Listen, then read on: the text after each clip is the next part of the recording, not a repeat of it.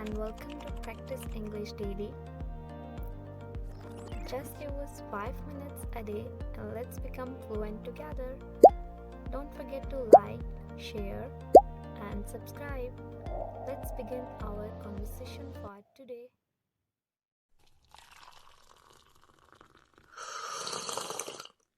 I was scrolling through social media last night and I saw this huge debate about humans' right in Islam. Some people were saying Islam oppresses women while others were defending it. Oh, yeah, that's always a hot topic. What do you think? Honestly, I feel like people don't really know the facts. They just believe whatever they hear. Yeah, exactly. Most people don't actually study what Islam says about women. They just look at certain cultures and assume that is Islam. Right? Like people say Islam doesn't give women rights, but when you actually look at Islamic teachings, women were given rights way before the rest of the world even considered them.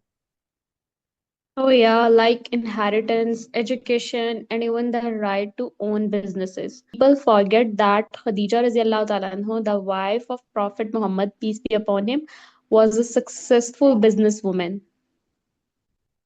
Exactly, and Islam made it clear that women have the right to education. The Prophet, peace be upon him, literally said, seeking knowledge is an obligation upon every Muslim.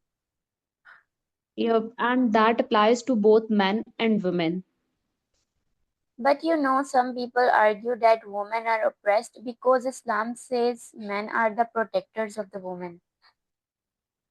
That is such a misunderstanding. It's not about superiority, it's about responsibility. Islam gives men the duty to care for women, not control them. Right? And in return, women are given respect, dignity, and financial security. A husband is obligated to provide for his wife, even if she earns her own money.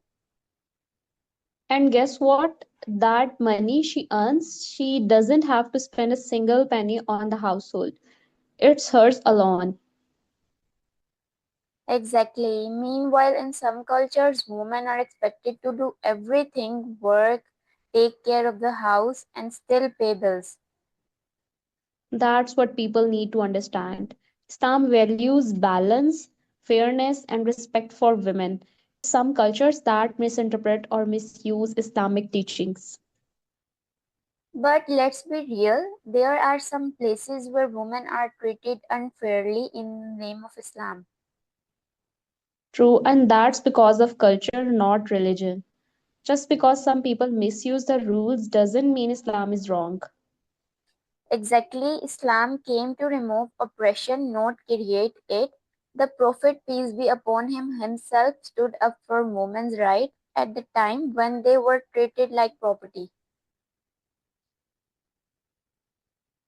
And Islam gave women the right to divorce, choose their spouse, and even speak up in society.